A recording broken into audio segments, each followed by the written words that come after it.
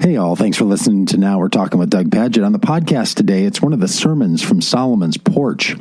On June 10th, we had this gathering, and normally I just include the sermon portion for this podcast, but this time I included a whole number of other elements from the gathering, including some music, prayer time. It was led by Shelley. Tessa did this great bit in our training for becoming an anti-racist community. And then there were two soapbox sermons. Victoria and Anna each did one.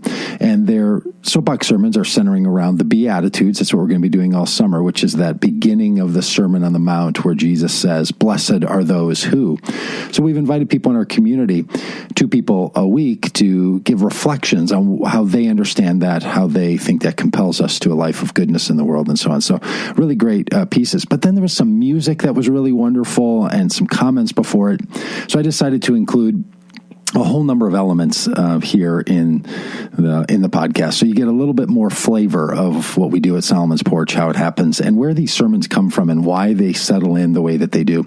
You might know that our room, we meet in the round, and it's in this big room, and there's kids moving around, and we use microphones interspersed with some of the things we do and not with all of them. So recording the room is a difficult thing. So you're going to hear lots of movement, a lot of ambience, a lot of bounce of sound in the room, and lots of different voices. And we think that all goes together to shape what we do and how we do our gatherings as a community.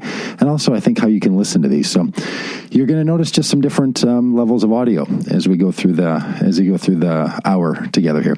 So I hope that you enjoy it. I certainly enjoyed this gathering. I thought it was just a really great one, and so much goodness came out of it.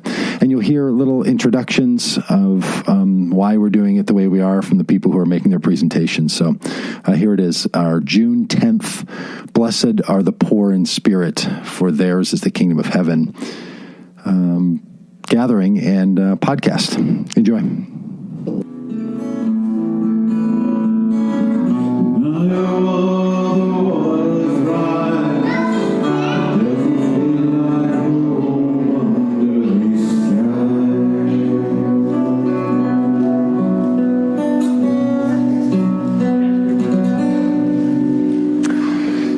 My welcome, hopefully the welcome you've gotten from other people. Nice to see you today. Congratulations on getting here with 94 closed, 35 closed, Lindale closed. Maybe you came by bike. And that was a smart move, if there's any other way to get in. Our community meets here on these Sunday mornings. This week we start our soapbox sermons, where we are going to be delving as a community into the teachings of Jesus around what are often called the Beatitudes. And that will be 2 sermons each week from 2 different people. Today it's Victoria and Anna. They'll each do 10-minute soapbox sermons. If you'd like to do one of those, you're more than welcome to. Tessa has a bit of training for us on anti-racism practices for us as a community. Shelley's going to lead us in a time of prayer. We're all going to collaborate together in greeting one another, encouraging one another, communion together, all the rest of those things. We'll sing and tell stories, and be reminded that, as that song was alluding to, some places there's waters that rise and floods and make the land inhospitable. In some places, fire and lava comes rolling down hills. In some places, the winds blow really strong. Some places, the earth shakes. Some places, it collapses and falls in. It's enough to make someone think that the planet's not all that hospitable sometimes for human life. It can be a struggle. And some of us feel all of that not only in the earth around us, but in our own selves. We feel it in our bodies. We'll feel it in our spirits. Sometimes we feel it in our society. It feels like things are blowing up or blowing down or collapsing in or opening up. Just a lot that goes on in people's lives, in our relationships, in our friendships, in our spirituality. And all of that is part of the story that we live as human beings and the human thriving that God calls us to in the way of Jesus. So we're glad you're here to do this as a community. Our little ones around us cheer us on in some ways and lead us in others, and are following all of us as well. So really nice to have you here today, and we'll join our lives together in all the goodness that comes in a world full of beauty, pain, heartache, and complexity. So happy Sunday, everyone. So I know I've played this tune like 4 weeks in a row because it's newest to me. And so this weekend, our son Josiah graduated high school. Yeah, I know. And I'm still recovering, or not recovering. This song has meant a lot, actually, in the last week or so of this kind of transition in life, realizing that when I graduated high school, my parents were in the heat of a divorce, and so I found myself a little numb this week. How are you today? And I didn't know why until I recognized that. I was like, oh, okay, well, I don't want to be that numb guy without knowing it, or why, or anything to my son as he's still here. So yeah, I had a little realization, had some good conversations, and I used to have my ear pierced, and I this song has a lot to do with that. We pack away trauma, we do all that kind of stuff without even recognizing it, and I listened to it this week. It's really lovely too.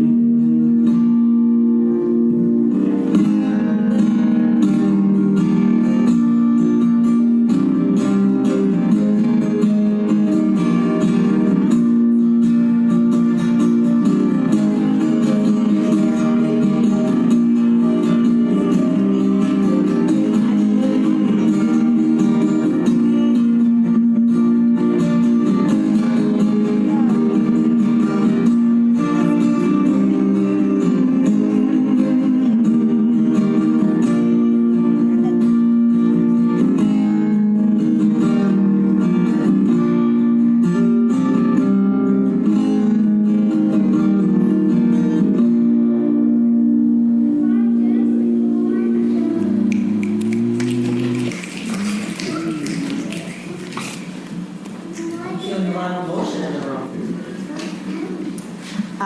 So we talked, I'm Shelley. Doug talked about how what's happening in the world, it's also happening inside of us. Sometimes this peace and calm of a quiet river, flowing stream, a steady ocean. And sometimes it feels like there's waves and ripples and huge storms around us and within us. And I'm reminded of the volcano that erupted this week in Guatemala, and that we have friends in Guatemala. I always get a little emotional, but we have dear friends in Guatemala, and they're affected by this this volcanic eruption. And I also have dear friends in this room whom I know life isn't easy at the moment. So I'm also reminded that we are never alone. And when I was younger and heard stories about God's breath or God always being with us, it felt a little bit elusive, something that I couldn't quite connect to. And now I really recognize God's ever-presence in me as the Holy Spirit and my breath. And the breath is so powerful, and I think when I think about the song that Ben just sang, or our situations in our lives, that when things get stressful, we hold our breath in. Our breath is really shallow, and oftentimes there's like even a gasp. If you were to gasp right now, the gasp tells us like, I'm frightened or I'm holding something in. We hold that typically in our chest. And when we begin to move toward processing what's happening in our lives, we can utilize our breath not only as a physical expanding and contracting, but also an expanding of breathing in and a contracting of releasing. And it's a very powerful practice. Some of you guys are in breath practices already. If not, it's a powerful thing. And so I wanted to bring out for all of us the beautiful, if I can get it out, Hoberman sphere. Thank you. So the Hoberman sphere we use in classes with kids, but also adults.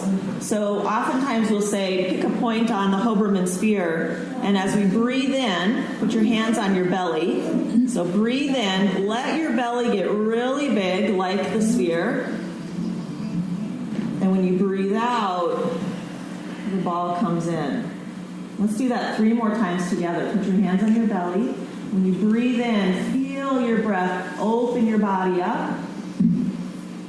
When you breathe out, let it go. 2 more times, feel God's Spirit in you. Moving, letting things get unstuck. 1 more, big one.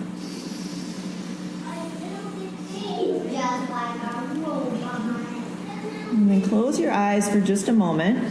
Keep your hands on your belly. And take just a moment to sit up tall and ponder, think about in your life something that is feeling stuck or something that you've packed away.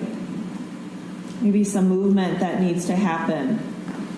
And on your own, with your eyes closed, take a deep breath in. Feel your belly open in toward your hands.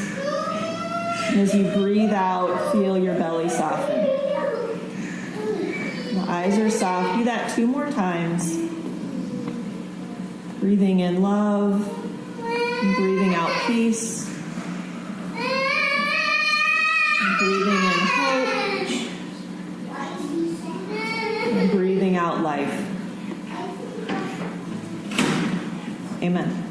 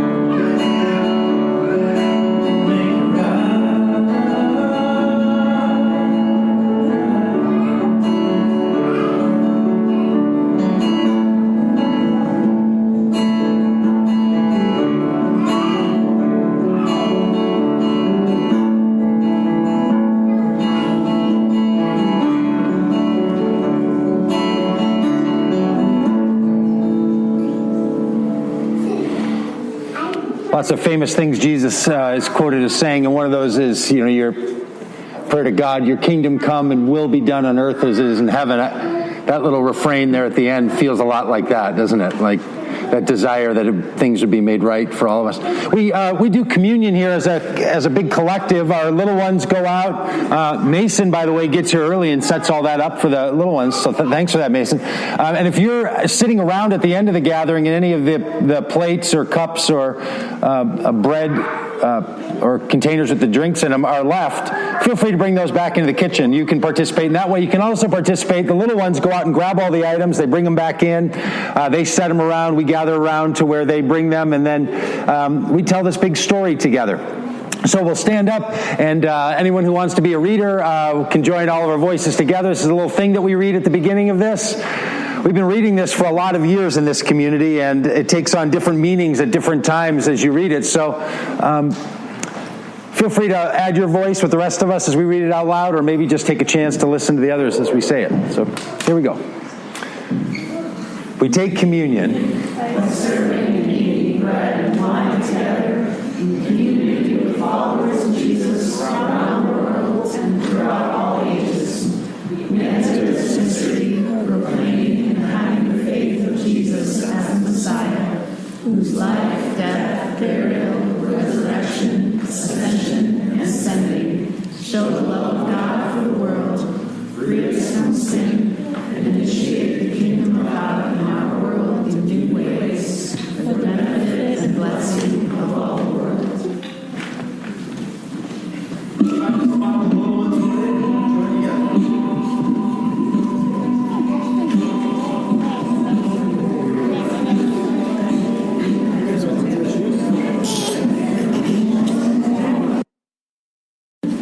All right. Hi. So I'm Tessa Weejan. That's my husband, because I talk about him a lot. I'm going to talk about anti-racism stuff, and I picked the category of personal, which I kind of find a little bit tricky because it always also has to do with structure and institutions. So I'm going to kind of talk about all of that. So what we're doing, just to update everybody, we're doing a series on anti-racism, and we're talking about the realms of racism, of personal, interpersonal, institutional, and cultural. And we're really trying to hold to what we call the 4 agreements, which comes out of the Courageous Conversations work, which is to stay engaged, to experience discomfort, speak your truth, and expect non-closure, which is a huge, hard thing. But that's kind of that. Those are some principles of how we're doing this conversation. There they are again. So the Courageous Conversations, trying to sort of divide the work into thinking, acting, feeling, and believing, knowing that lives don't really divide, but that's how that works. These are not my slides. Oh, there we go. Okay. So, sorry, I didn't know those. This is my personal journey to becoming what I hope is an anti-racist person.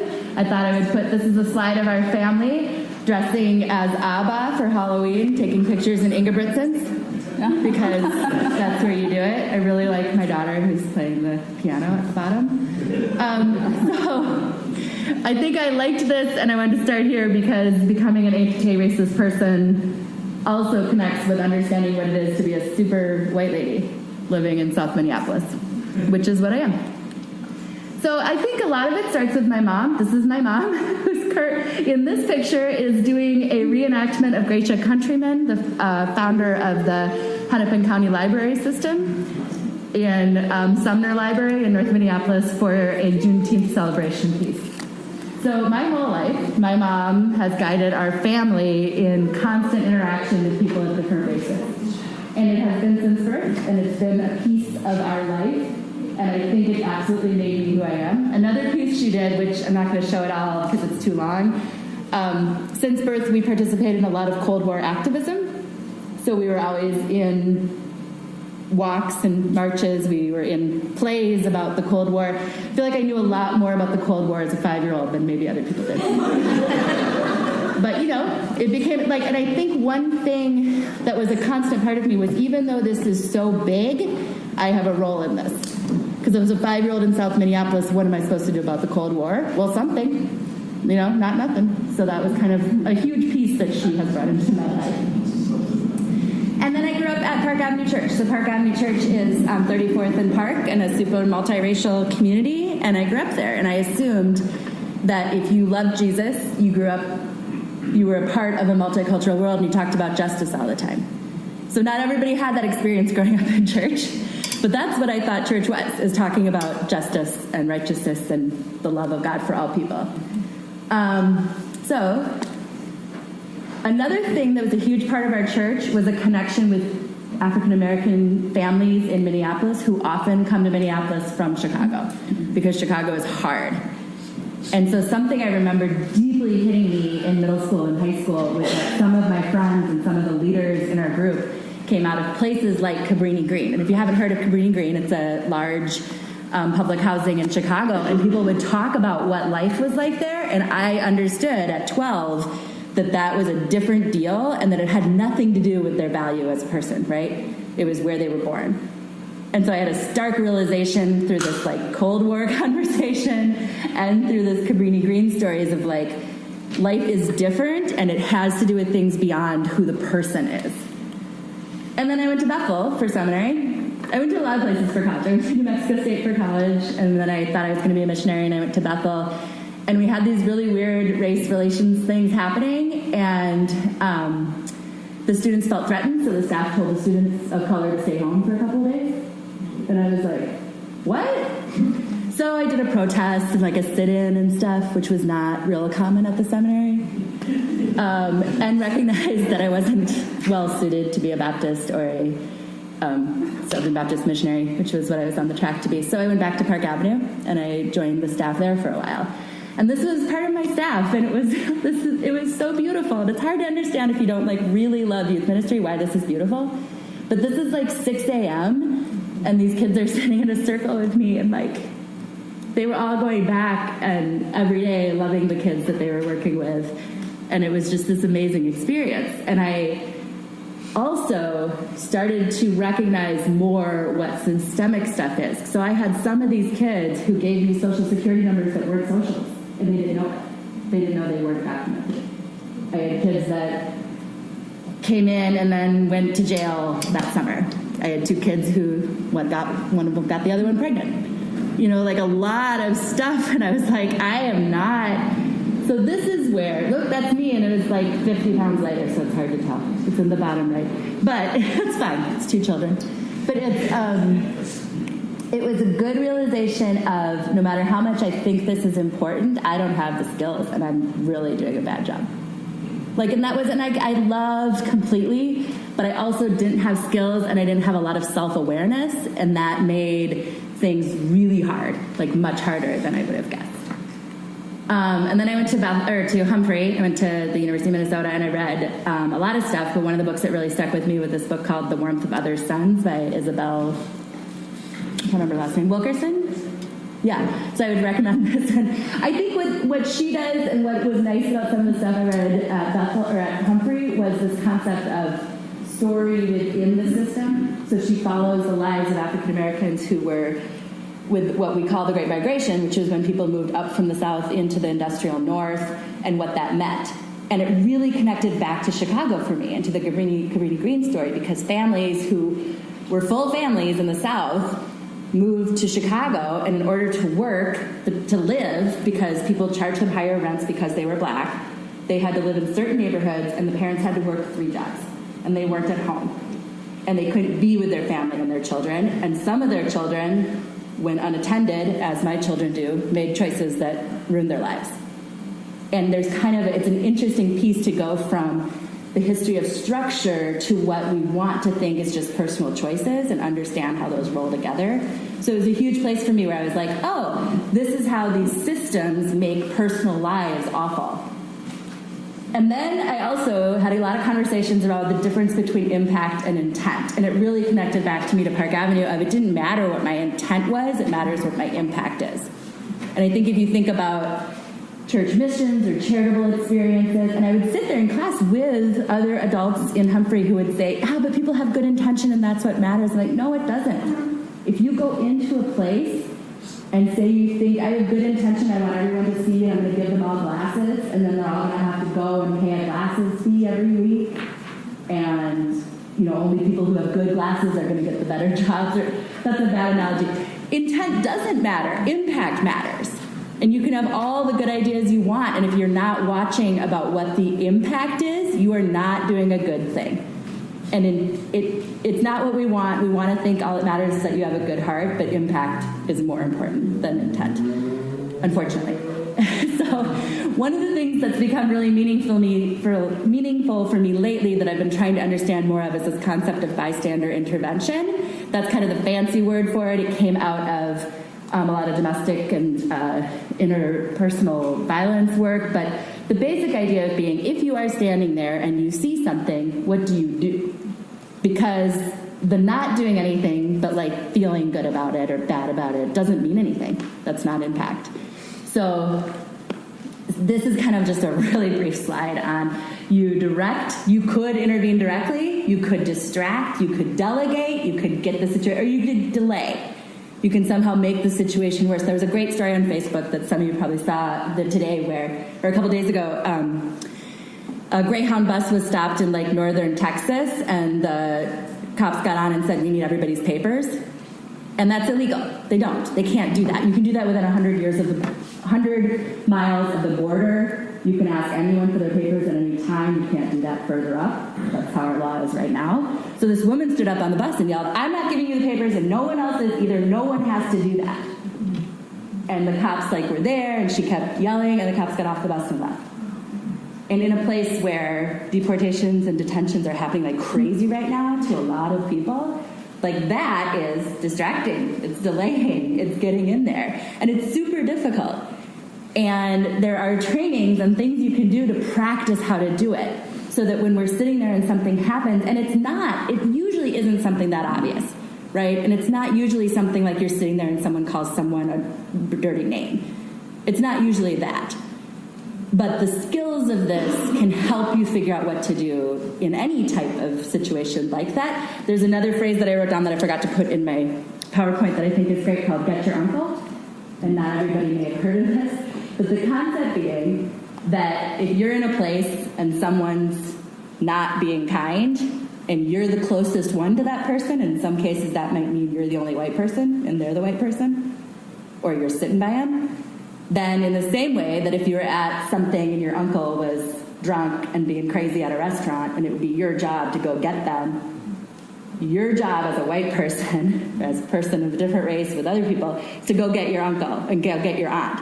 So this is a new idea for me, and I was talking to some people and they'd been to a training and they said, in the training, this white lady got up and went on and really focused herself in this conversation that wasn't about herself, and focused her own race and focused her own needs. And someone said, somebody better go get your aunt. And a couple white people got up and walked over to her and said, hey, can we talk to you about this in the hall instead? And removed her from the situation. And it's bystander intervention, right? They're distracting. They're not shutting it all down and making it everyone's problem. But you yourself are saying, okay, and it's awkward because it's not my fault that person's doing that, but maybe I'm the right person to intervene. And that's kind of the concept behind Go Get Your Uncle. You can read online about it and Google it, and it'll be much more clear than what I'm saying. So then I started to think about how do I do this idea within my work, and I ended up working at the Department of Health and some other places, and I got to be a part of a lot of great trainings, and I think as much as I keep thinking, oh my gosh, I'm done with these trainings, I've done enough, the more and more trainings I get, the more skills I get, and that is important. And one of the things that was really highlighted there for me is the concept of leading with race, because we want to talk about social inequities as if it's everything. And I go to things right now where I meet with people and I'm tell me about the diversity here. And they're well, they're all white, but we have old people and young people, and we have people who work and people who don't. Yeah, you can talk about diversity that way, but race is a big deal. And you can't use talking about other types of diversity or other types of inequity as an excuse to not talk about race, which is what often happens. And when we look at disparities in Minnesota and in our country, and this would not be the case if you were in a different country. Most likely. There are other countries where you could have something else you have to lead with. But in the United States, with the current disparities that we have, race is the number one indicator. And you can take out economic, you can take out college degrees, and race is still there. And so that's the reason why when thinking about justice lenses, when thinking about social policy and changes, you have to have a race lens also. And you can have other lenses that make sense. But if you're ignoring it, that's an issue.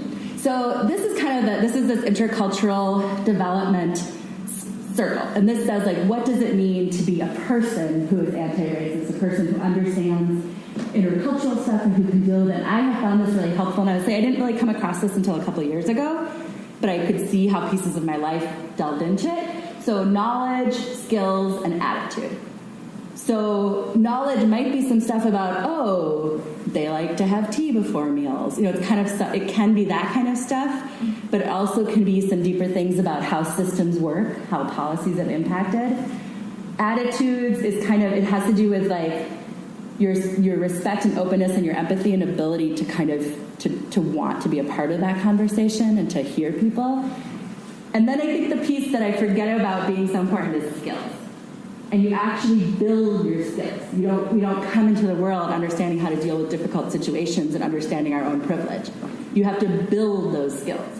And I think that's a helpful piece of it isn't my fault, or it is my, like, I've done stuff and I've been awkward and rude and I've been disrespectful and used my privilege, and I will use building skills and attitude and culture to get better. And it doesn't really have to do with worrying about what I did last year. It has to do with how can I move forward in this. And so for me, what that has meant, that kind of moved a little, but for me, the knowledge piece is really how can I listen to voices? And so sometimes that's training pieces, but a lot of it is like, what news do I listen to? What people do I listen to? Who do I put myself in front of? I just met this guy this week at a training who said he has chosen that no more than 50% of his media will come from white men. So that means, like, he had to change his podcast list and some of his TV shows and some of his radio. You know, like, who do you listen to matters. The building skills through action is finding real action steps. And yeah, like, I've been in a job with a lot of obvious action steps because I've been in some policy places and some grant-making places. But every place has real action steps, right? Like, my kid's school has real action steps. Your neighborhood next door has 1 million real action steps. Like, places have real action steps. So finding those and then figuring out what are the skills, what are the pieces I need to be able to address this. And then the thing that is hardest for me that I think I'm learning more of is self-awareness. And I went to this really great training. I think some of you remember Dee McIntosh. She came here, I think you guys had her a year ago. I went to a training that she did a meditation piece, and instead of doing self-care, she did self-compassion, which I thought was like mind-blowing. And I couldn't go back, so I cried the whole time. And I was like, take a year before I talk to her. It was like this concept of like, I will be compassionate about where I am. I will see where I am, and I'll be honest with myself about where I am, and then I will have compassion on it, which is a new thing that I'm trying. But I think we'll get the self-awareness piece, will continue to help me work on that self-awareness piece. And then maybe I can be a friend, an ally, an activist. These words are so hard, and there's all this like conversation around what the word. I just saw recently, don't try to be an activist, try to be an ally. Don't be an ally, be a partner. Don't be a partner, be someone in solidarity with other people. I like that phrase the best, but I couldn't figure out how to put it succinctly, like a solidarityist. And I think these words are important because it has to do with where you are in the power relationship to the work and to other people. So I just this is another piece I just wanted to add in about how much language matters and how much learning about these different words and different ideas and different structures has helped me understand, going back to that piece, understand the voices, the awareness, and what the skills are. So other resources, I wanted to mention some of the things I mentioned. The Warmth of Other Suns. Fake Equity is a great website that talks about like what's real equity and what's fake equity. There's equity is a trendy term. I follow on Facebook Nakima, Ashley, and Navigate Minnesota, because those are voices I would not hear if I'm not watching them somewhere. And those people all are grateful for anyone to follow them. And just so certain I was trying to think about what vocabulary is so important. So what vocabulary has helped me learn something recently. So vocabulary, microaggressions, colorism, and reparations. I've learned a lot from conversations around those 3 words. So. You might wonder how Tessa got to do this fabulous thing. We are taking 4 different components of anti-racism training as a community: personal, interpersonal, institutional, and systemic. So last week, Michelle Steffen did systemic. Today, thank you, Tessa, for the personal. Next week, interpersonal. If you'd like to be part of any of these trainings, we'd love for you to do it. You can bring your own training to it if you're looking for some resources. We're going to shift into soapbox sermons here in a minute, but between this one and the soapbox sermons, and between soapbox sermons, you're going to have 2 minutes to process by yourself, with yourself, on your phone, or in conversation with someone around you. So I will set a timer, so it'll only be 2 minutes. So take 2 minutes and reflect on what you heard from Tessa. If I'm in a group, I will reflect on that great phrase, what do you do when there's big issues? Well, do something, not nothing. That is a great line. So take 2 minutes if you would, interact with each other, with those around you, and I'll call you back with me.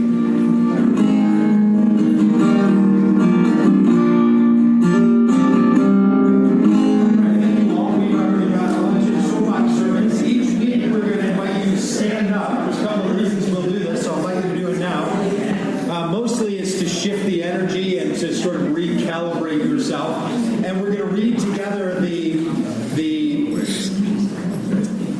phrases that we're going to be centering the soapbox sermons around. They are the Beatitudes out of the Sermon on the Mount, beginning of the Sermon on the Mount. Up on the screen, you'll see 2 of them on each slide. You can be a reader of a whole slide or just a reader of one of those, and we'll give multiple voices to these. And then know that over the course of the summer, different people will add 10 minutes worth of conversation about those things. So, Tommy, you ready? Anybody can be a reader of the whole thing or just one of the lines if you like. Now when he saw the crowds, he went up on the mountainside and sat down. His disciples came to him, and he began to teach them, saying, Blessed are the poor in spirit, for theirs is the kingdom of heaven.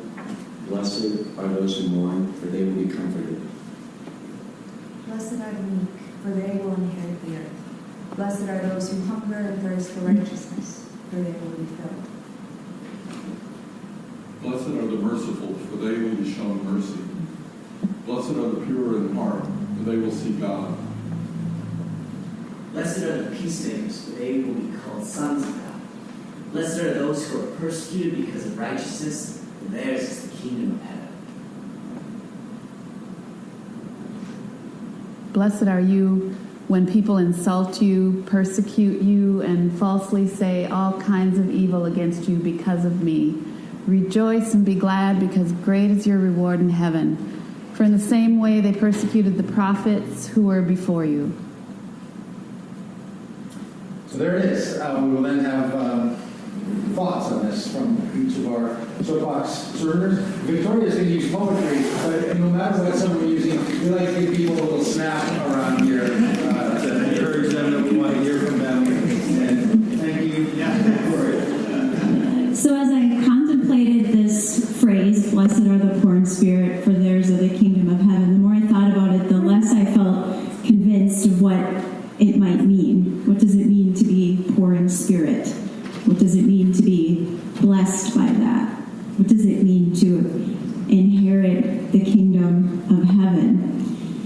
And I can only tell you what I'm thinking about it right this moment, which is that perhaps being poor in spirit are those moments when we feel really raw, vulnerable, completely humbled, and that any good that comes out of those moments can be a blessing, and that this is a part of our shared humanity, and that when we can tap into that, we perhaps can take part in the common good together, and I think of that as something kingdom-oriented. And I think a lot of poetry is exploring the alchemy of those things. These happen to be 3 of my newer poems. It's possible that when I looked at the Beatitudes, I thought, which one do I think would go with these most recent ones? But I'm not going And my son did approve that I could share this next poem with you. I've really done it many places, so.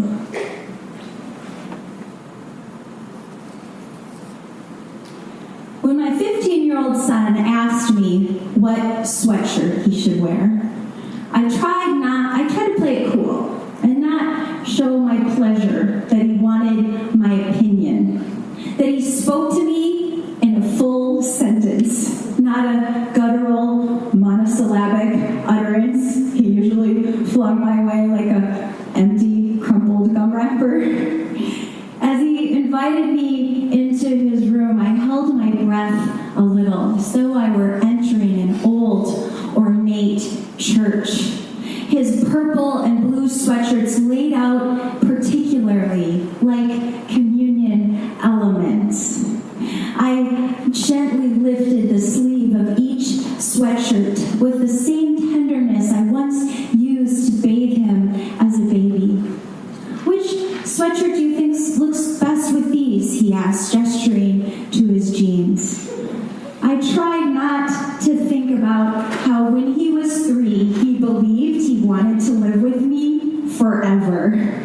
And he used to kiss me on the cheek over and over again with a loud smack. "Awa, awa, awa." I wish I had known the last time he kissed me like that was the last time. I always knew love like this pops and fades like wildflowers. I was lucky to ever have it at all. It was mine once. That is enough. With all the love I could fit in a small moment and a smile, I said, "I think the blue one looks best." And as I left his room, he said, "Thanks, Mom. Shut the door behind you."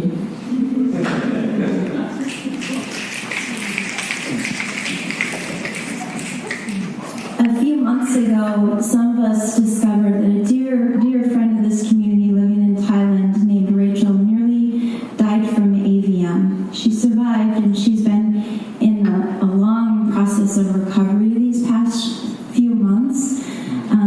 She's pregnant, and she has a small toddler. She's far away, and it was one of those mornings for so many of us where we felt completely stripped of everything we assumed about life. And I wrote this poem for her in my efforts to try to cope with it, and I think it perhaps is a bit of a tribute to moments that all of us have. We never want to have these moments, but we all have them, and they're hard to navigate. Today, on the morning I learn you are in the hospital, for Rachel, nothing about today feels like today. We expected a different day, one where you aren't hooked up to a ventilator in a coma. I take a shower, change my sweatshirt, fry bacon.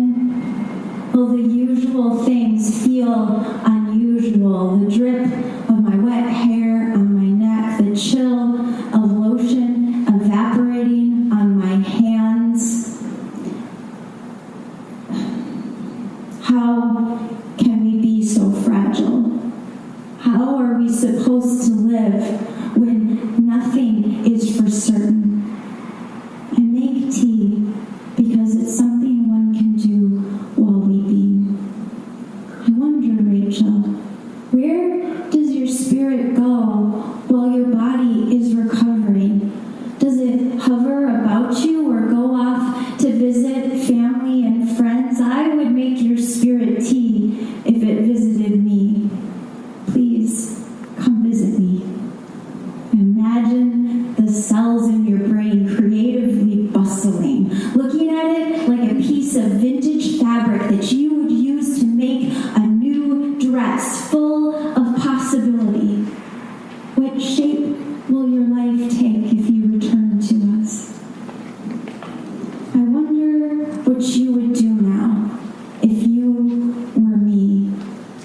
Perhaps take a walk, feel the warm sun on your face. Consider the way this sun and this face have never been together this way before today.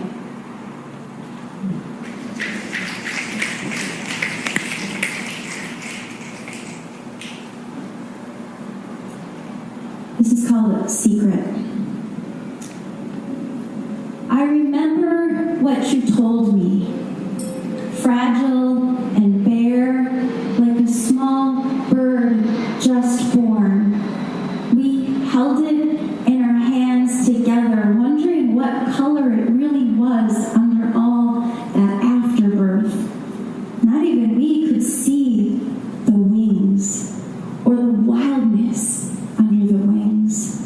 Not even we could see the vulnerability, the strength pressed under so much vulnerability. But we knew it was sacred, even in its ugliness, its own particular mystery. Still, the beauty to sit with you, holding the past, present, and future with breath and anticipation, damp and unrecognizable, when time unfolded for us to infinity, as if we might live in that moment always, even though now the small bird flies free and new secrets jesting. Thank you. Thank you, Victoria. At the end of each one, Tommy, would you leave that back up there? At the end of each one, we'll say the line together, and then you'll have 2 minutes to talk with someone around you or to reflect to yourself. So here we go. Blessed are the poor in spirit, for theirs is the kingdom of heaven. So take 2 minutes. All right, so that's the gathering. We're not going to include Anna's sermon. It was a little personal and really connected to her own life, and feels better for her to have it shared right there in the live experience. So hope that you enjoy the gathering, and thanks for being a part of the podcast, all.